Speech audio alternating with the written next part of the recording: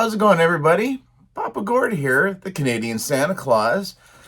I know it's been a while since I've done anything like this, but it's 2025, so Happy New Year, and it's a fresh start. Knock on wood, the family seems to all be healthy.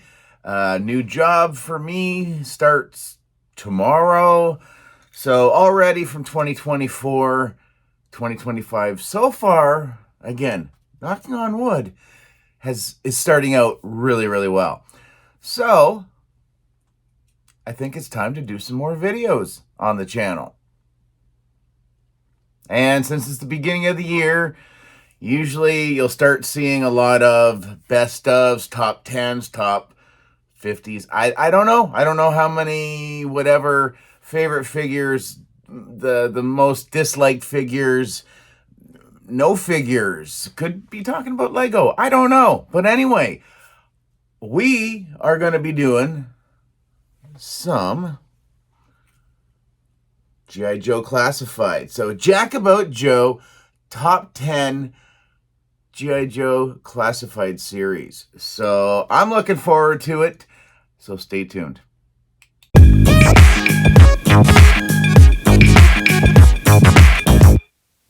All right, so Big Boa takes the number 10 spot on my top 10 classified series list of 2024. I like the larger characters. I find they stand out just a little bit over the regular sized guys. Big Boa is the one responsible for training the Cobra troops to whip them into shape so they can get out there and attack some Joes. He does come with 2 boxing gloves, 2 dumbbells, an unmasked head, and then obviously you can see I've got him posed with his helmet, mask, whatever you want to call it. Again, not a character I really know anything about, but visually looks really, really cool.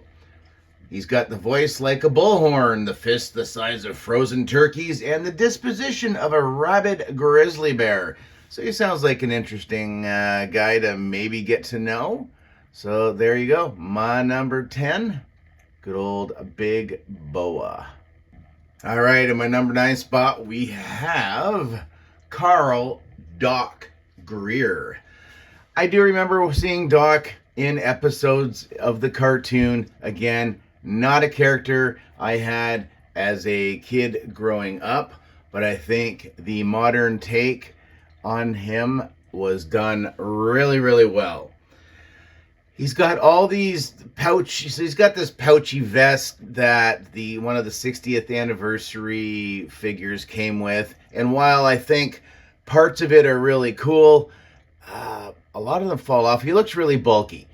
I think he's got himself a flare gun. He's got like 7 or 8 pieces. He's got his helmet, foldable stretcher, medical bag, flare gun, a taser. He's got his glasses, obviously his helmet, and some removable pouches. You don't have to have them all on him, but again, I'd like to see exactly how many pieces each figure comes with, and if I can get them to basically look after their own pieces, if they can hold them all. So I think he looks really awesome. Great to have a medic in the collection.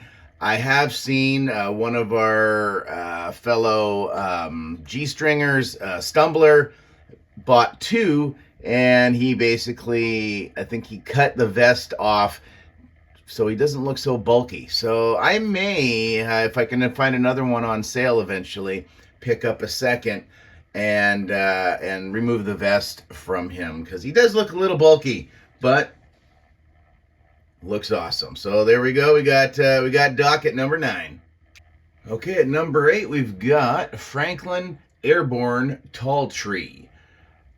His parents were Navajo. I think he, from what somebody has told me, again, another character I never had growing up, but I think they said he was one of the first Native American G.I. Joe characters, I believe. Let me know down in the comments about that one. But apparently he studied law, he passed the bar exam, but then he joined the military and decided he'd rather be jumping out of planes than writing legal briefs. He comes with an absolute ton of accessories, between his helmet, a couple of different pairs of goggles, night vision goggles, his backpack, his knife. Obviously, you know, we've thrown a few of his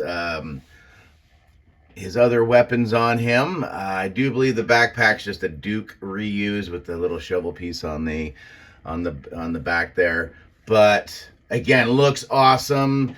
I was having a hard time debating if I was going to put a named character in at the number 8 spot, or if I was going to use the 60th anniversary, the pilot figure, which is basically a straight repaint of Airborne, but like a whole camo paint job on the face. Oh, it looks so good.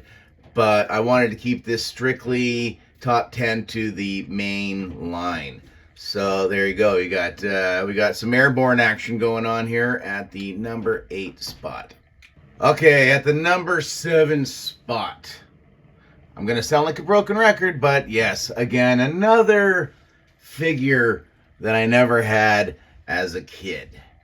Now, I am just going out on a limb and saying that this is kind of the updated version of the exclusive Storm Shadow that we got really early in the line. I'm probably way off. Again, what I've been told about this guy is this is when he was actually a good guy. Didn't even realize the Storm Shadow kind of shifted sides. But I will say I really love the look. Again, tons of accessories. 2 extra fists, knife hands, set of claws, backpack quiver, compound bow, his katana swords. He's ready to go. And I mean, he's not going to carry his extra hands with him, but he can pretty much carry everything else. I think he looks great. I guess that's supposed to kind of be like winter camo or whatever have you. But yeah, again, number 7 goes to Storm Shadow version 2. All right, we've got Parth Wolf Spider Varma at the number 6 position. Now, I got to be honest with you, yet again, another figure I never had as a kid. Honestly, with the nickname Wolf Spider, for some odd reason, I thought he was a cobra because I didn't save his box. And like I said, Wolf Spider, I'm like, yeah, that sounds like a bad guy's nickname. But no, he is a good guy. He hails from a family of doctors, but he decided to train as a helicopter EMT, and he was in the Coast Guard and what have you. So he never misses his target. Again, comes with a lot of accessories, mask, goggles, helmet, backpack, shotgun, handgun, you name it. I think there's a knife in his backpack. So yeah, he's a pretty awesome looking guy. I guess that means I've got 2 medics in my G.I. Joe team for the classified line. But yeah, there you go. Was a Walmart exclusive as well, so I don't know how difficult that made it for people. All right, number 5, you're looking at Mutt and Junkyard. Now, I will say, I did have Mutt, but I never had Junkyard. My buddy gave me one of his extras and did not give me Junkyard to go with him. And that's okay. That's all right. I have no complaints at all. We got lots of stuff that came with these 2 as well. More of a deluxe package. You got a second head for Junkyard. Mutt just comes with an absolute ton of extra hands, extra goggles, his weapon accessories. He just looks awesome. And he completely reminds me of Mutt and Junkyard from like the cartoons when I was a kid. I think look really, really good. I do really love the animals that they're putting out in this line. Some of the animals I actually prefer over the actual handlers or their human counterparts or what have you. But yeah, these guys are absolutely wicked. So number 5. All right, so at number 4, we've got Albert Pine, or his nickname, Alpine. Obviously, you can tell by looking at him, looks like he's a bit of a climber. He's got a grappling hook. He's got lots of extra rope. You can see his carabiner clips and whatnot on around his belt. He's got ice pick grabber things. I'm not a rock climber. He's got his, I think, chalk bag to keep his hands nice and dry for when he's trying to grip the rocks. Removable helmet, removable goggles. Looks amazing. Another one I never had as a kid, but was very happy to add him into my collection. Now, I will say, out of all of his accessories, looking at him being a climber, obviously, where's his backpack? He doesn't come with one, and that, I think, is not right. I got lots of extras, so I'll hook them up. But yeah, we got some Alpine action going on here. Another fantastic addition to the collection. Okay, at number 3, we've got the Iron Grenadier. Grenadier. I can never get it right. I apologize. I've never even heard of these guys. Apparently they are Destro's kind of team. I guess all the bad guys, the head guys, all have their own divisional. I mean, you got the Crimson Guard, so I'm assuming this would be comparable to the Crimson Guard, which is one of my absolute favorite figures in the line. Maybe I just love burgundy. I don't know, but Grenadier, I think. Iron Grenadier. This guy, oh boy, he's for Crimson Guard. He's kind of giving them a run for the money. Comes with tons of accessories again. Between a removable helmet, you can see different things. He's got a sword, all of his other different guns that are on him. There's a few extra guns that I haven't even put out with him. So yeah, lots and lots and lots of stuff came with this guy. So I think easily for me is a solid number 3. And only reason being, again, I have never ever heard of this division. So there you go, number 3. All right, so at the number 2 position, like I said earlier in this video, I do like the oversized characters quite a bit in this line. Now, Zartan and the Dreadnoks, I know like 3 or 4. I didn't realize it sounds like they've had like a dozen members throughout the line, if not even more than that. I've never heard of Road Pig or Ruckus, basically Ruckus. But he's very nice. He's big, he's beefy. The accessories he comes with are amazing. Lots of stuff. He's got 2 unmasked heads. Honestly, for myself, I don't care much for the head sculpt. This gas mask that he's got on will stay on him for the remainder of his life in my collection. He's got himself a little wrist crossbow thing going on there. Cinder block hammer, his boar hammer, riot shield. Ruckus comes with an extra head. He's got his dog collar. Just, yeah, there's lots and lots of things. Meat hook, you name it. Now, for myself, I think he looks like a warthog when he is wearing that mask. So I figured, you know what? I think pork belly almost works better for him rather than Ruckus. I think they go together. So that's my new team up. So these guys will forever be buddies. I didn't keep Gnawhide. he was pretty much a repaint. I don't know, something about him. And again, another character I couldn't tell you a damn thing about. But this set is, well, let's give him the right, right guy again. But yeah, we're going number 2, which I think is a pretty solid number 2. Let's get on. So Ruckus and Road Pig right there. And my number 1 figure for 2024 for the G.I. Joe, the classified line, is Dreadnought Torch. Now, Torch was a figure I had as a kid growing up. He was my favorite Dreadnought. Honestly, again, couldn't really tell you anything about him.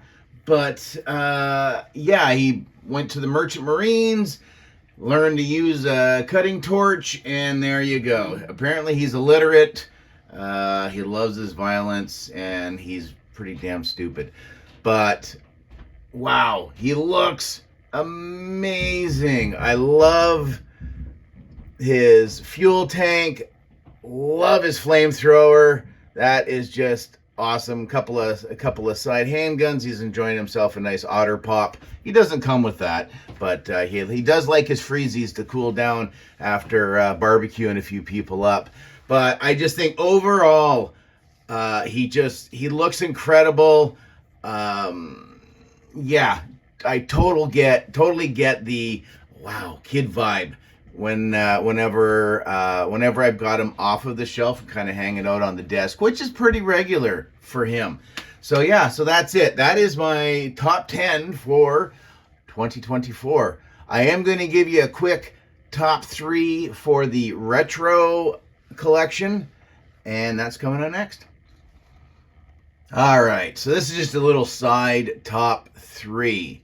I have really starting to love the retro collection. Obviously, you can see I don't leave my figures on the card.